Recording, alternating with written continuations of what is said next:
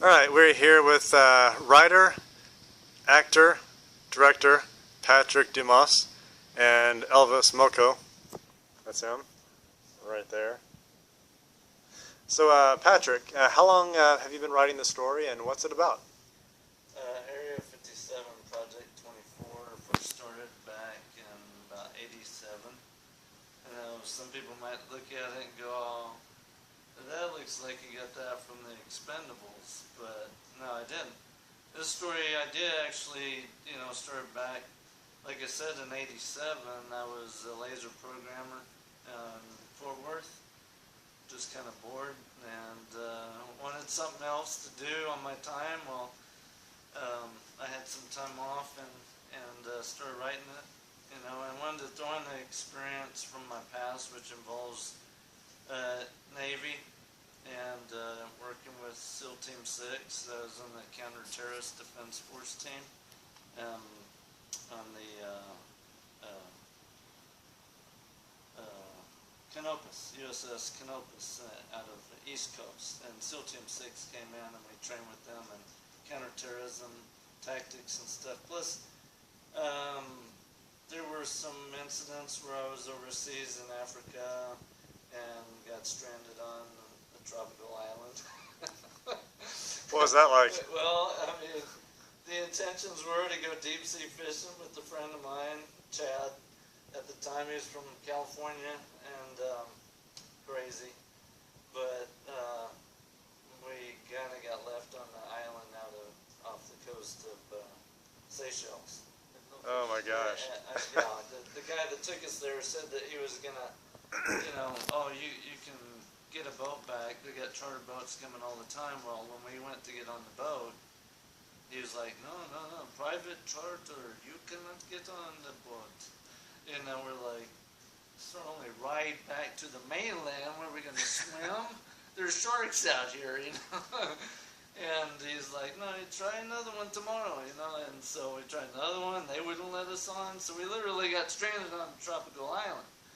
And we were like climbing trees and eating fruits and like building shelters and stuff. So I kind of had thrown that little experience into, wanted to put that experience in with working with the SEALs in 87 and actually that was 85 or 86. It was about 86 to 87 when I was working with them, and then soon after that went home and started working on the story. But then got out and started training ninjutsu through Masaki Atsumi's Bujinkan and through another Shihan, and then which is a high-ranking instructor of ninjutsu. A lot of people misunderstand the art. They think it's all about these dark-clad assassins being hired to go out and kill people and all that, or that it doesn't really exist anymore. But it really does exist. It's a true martial art. It comes from Japan. The Grandmaster is 34 generations, and I've trained since on my own since about 78 for about 12 years, and then I started did boxing in the Navy. So I kind of wanted to combine all these experiences together into a story, and that's where I came up with the Area 57 Project 24, which is a Black Ops island facility outpost, and involves Japanese commandos coming in with ninjutsu bloodline to the historical ninja of Japan.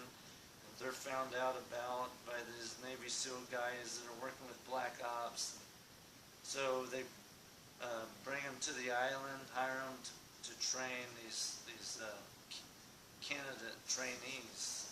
But there's other stuff going on the island because it's a Black Ops facility. So there's secretive stuff going on at the facility that I can't go too much into detail about, or I give away the story. So, how has the story progressed from the time you've written it until today? well, it's progressed to a script, a screenplay for the movie. I actually turned it into it was about a 500-page story.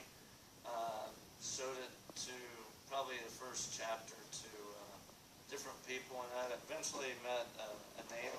He's a recon Marine, and he basically looked at it and read it and said, "This is the best story ever, and you really got to make this in the movie. It's the best story." And he like wanted to read it. He stayed up all night reading it.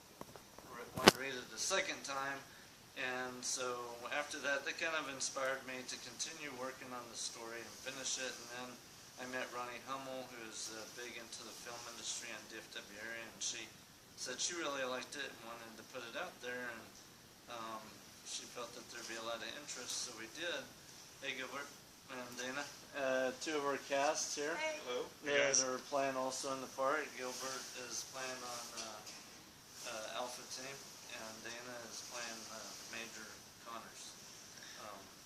So So what plans do you have after production for Area 57 Project 24 wraps? hopefully that would be a cable network series. That would really be great. A funded cable network production, and where we could keep it rolling, and we got a full cast and crew, 13 crew, and have had over 100 people on this production. It's been 2 years in production and going into 3 now, and you know, we could use some funding, and we can keep it going, and there's a lot of interest to the story. What's been one of your biggest challenges and one of your biggest successes while doing this project? Working on this. Challenges? Working with Elvis. Trying to keep him in line. No, I'm kidding. You know, he's actually helped us a great deal with casting and locations and props and everything. So Elvis has been a big asset to the film, and bringing in a lot of extra soldiers that we need. And, but challenges is mainly working with some of the actors that find it difficult to communicate. That's really probably one thing I'm finding is a pet peeve of mine working on this film. Is it's great working with people that can communicate to me, or to the production manager or the casting managers, or even my producers, and there's that communication going, and we know what's going on and what their schedule is and what their status is. Are they in, are they out, are they showing up, are they not? And that really helps getting that flow, that communication going, checking the production page and all that. But when I try to reach out to people and I gotta, you know, pull thorns to get people to reply back, that makes our job harder. So I think a good sign of a good actor or actress is great communication to their crew, to their producer and director and production manager and casting and all that. If you can communicate well, you know, then you're good. You're good to go. That's all you need to do. Is based on my experience with working with people on this, both crew and cast. Crew, I never have a problem with. And then there's a lot of the actors too that I don't have a problem with. So the majority, but there's just the few that I kind of. And if that's not been you, then you don't have to. Then, you know, if you don't, you know what I'm saying.